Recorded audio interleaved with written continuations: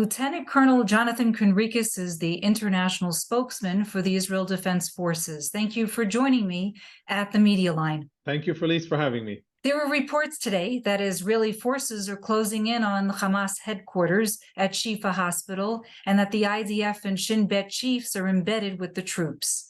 Can you explain the unusual aspects that make this extremely sensitive and very telling? Let's say that our troops are closer to Shifa today than they were yesterday, and tomorrow they will be even closer still. I will not say when and how, but they are definitely closer. We know that Hamas over many years has turned Shifa above ground and most importantly Shifa below ground into a military stronghold in violation of humanitarian law and the laws of armed conflict, endangering the patients and medical staff at the hospital and endangering the special protected status of the Shifa Hospital. What we are doing is going after Hamas in all of its locations. Today, we struck and dismantled a place called Compound 17 in Jabalia, which was a battalion-size stronghold. That has been dismantled now by the IDF. And we continue to move methodically, according to plan, without rushing, without causing undue casualties as a part of our fighting, and advancing to wherever the enemy is. Shifa is one of those locations, but also many other locations around northern Gaza. At the end of the day, Gaza City and its surroundings are really the hub and the center of gravity of Hamas, and that is why we started to operate there, and we will continue to operate until we dismantle Hamas and its military capabilities. There are great difficulties in terms of the hospitals with many patients that are connected to oxygen tanks. And how are you going to deal with a situation of that huge capacity? For operational reasons, I'm not going to go into the details what exactly we're going to do. I will only lay down a few principles. We're fighting against Hamas, not against the population. We have been actively evacuating Palestinians from the battlefield for 2.5 weeks. Even during the last 5 days, we've done humanitarian pauses, brief windows of 4 or 5 hours, where Palestinian civilians have had the opportunity to move from the battle space, from Jabalia and Gaza and Shati and many other areas in northern Gaza, to vacate south to relative safety, where they will be provided with food and water and medical supplies. So that is ongoing. And we intend to continue to distinguish between combatants and non-combatants. And we will have to address the situation in Shifa according to what's on the ground. I agree that it is complex and it will be a very challenging situation.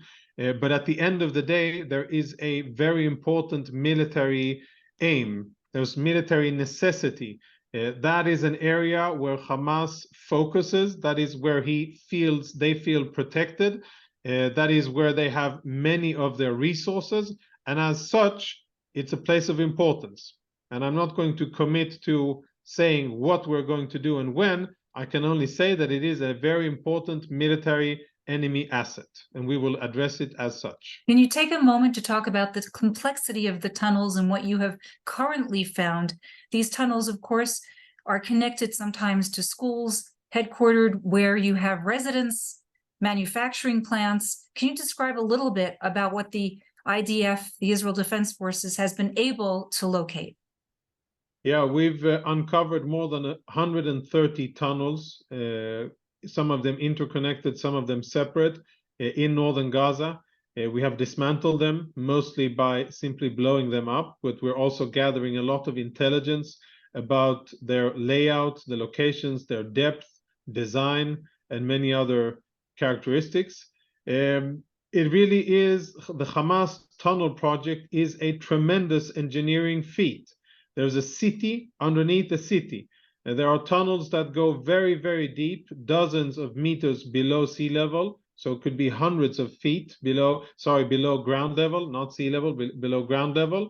And there are very large cavities underground, tunnels that are large enough to have dozens and hundreds of people. And then there are smaller tactical tunnels, which Hamas fighters, combatants use in order to engage with our troops after emerging from a tunnel, firing RPGs, and then disengaging quickly, making it difficult for us to deal with them. But we are finding good tactical solutions. But you are right, this is no doubt the most challenging part of the battlefield, what Hamas has built underground. By the way, all of the concrete that Hamas has used in order to build the support infrastructure for those tunnels has entered through Israel in the form of international aid, paid for by US taxpayers, European taxpayers, and UN and Japanese money. That is how they have been able to build this military complex underground, which is really the backbone of their infrastructure. Well, you bring up a very important point, something that I think that you have been dealing with for many, many years and unfortunately still battling. Defense Minister Gallant has stated today that there are new tactics that are being used to help to get through these tunnels. Is there anything you can share apropos what he had said today? Yeah, so, the development of new weapons is something that, of course, goes on all the time, right? But in war, I think some processes are sped up and research and development efforts are done shorter. They're done so with great responsibility and caution, but they are done faster. And what we're seeing is early deployment in the field of new means that hopefully will surprise the enemy. We know that the enemy will want us to fight down in the tunnels where he can maximize his advantages and nullify our advantages. We, of course, are not going to oblige by that, and we want to dictate combat on our terms. And we're using various technological means. Some of them the enemy is aware of, and some of them I think that they are not yet aware of, and will find them very challenging. For obvious reasons, I can't say more. I can only say that the entire defense establishment, the Ministry of Defense, Defense Industries, IDF, the R&D in the IDF and the Ministry of Defense are really hard at work at this. Hopefully, it will save lives and make the combat swifter with less casualties, and that'll also be good for Gazan civilians, by the way, because if we'll be able to beat Hamas faster with less Israeli casualties, that means that the war will be over faster. Pundits seem to feel that the speech that Hassan Nasrallah gave in not wanting to engage in a full-blown war is where he was heading. Can you kind of enlighten us on what you think he's saying here? Because all we see are lots of rockets flying into Israel. Hezbollah is definitely escalating the situation until a certain threshold. Hassan Nasrallah is a very shrewd and experienced politician and terrorist. We have to be extremely cautious when we try to assess his real intentions. He droned on for about an hour and a half in a speech with very few bottom lines, but we continue to be vigilant along the border. We understand that Hezbollah has significantly more firepower and manpower than what Hamas has. They have excellent training. They have been prioritized by the Iranians to receive weapons, money, training, and funding over the years. So we know that we're facing a serious enemy, one that never ever should be taken lightly, but an enemy that if they decide to launch a war against us will regret it dearly, and so will the state of Lebanon. Lieutenant Conricus, and I think this is an important question, 9,500 rockets. That's a lot of rockets still flying over Israel, still flying. Explain to me, after all these weeks, why is it that Hamas still has that capacity? Yeah, 9,500 rockets approximately. By the way, 239 hostages. But the rockets are flying. Israelis are still forced to run for shelter, and rockets are intercepted by the Iron Dome. Whenever our forces advance and explore the ground, we expose additional rocket launchers, and it seems as if there's rocket launchers everywhere in Gaza. We exposed it in a compound belonging to Boy Scouts. We've seen it in residential houses. We've seen it close to UN buildings, in schools, courtyards, mosques, all over Gaza. There are these launch pits, which are basically, again, connected to the tunnel system. So there's nothing above ground that is visible. It's basically just a small hole in the ground, which doesn't need to be of a very big diameter, so it's difficult to distinguish from the air. And what you have is that the launcher is fed with rockets from underground, remotely controlled, and they can continue to fire rockets as long as they have rockets left, and they don't seem to be running out of rockets, air in the tunnels, and electricity and fuel. They'll be able to continue to fire rockets. But what we are doing with the advancing forces is that we are pushing, discovering areas where they fire rockets from, and then dismantling those rocket launchers that they've been using up until that stage. You've brought up the hostages. There's negotiations that are going on. It's a possibility that maybe some more hostages might be released in exchange for a pause. As a military man, if you were told you have 4 hours that you have to pause, how dangerous is that for your troops? It is dangerous, but it is something that we are more than willing to prepare for and execute. To release our hostages is of paramount importance. We are totally committed to seeing this done.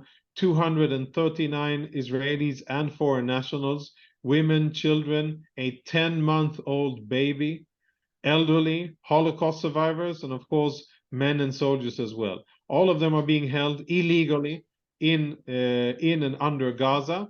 And what needs to be done, and done swiftly, is to apply pressure on all of the different stakeholders that can influence Hamas, and to get the hostages out. If there is such a deal, then I think that the Israeli government will order the IDF to stand down temporarily for a ceasefire so that they can be extracted safely. But until that happens, no such thing is on the table, and it is combat and maneuver according to plan. On October 7th, photographs and videos recorded the slaughter of Jews inside the Israel border by the kibbutzim in real time. It appears now that some of those reporters were reporting for major international news outlets.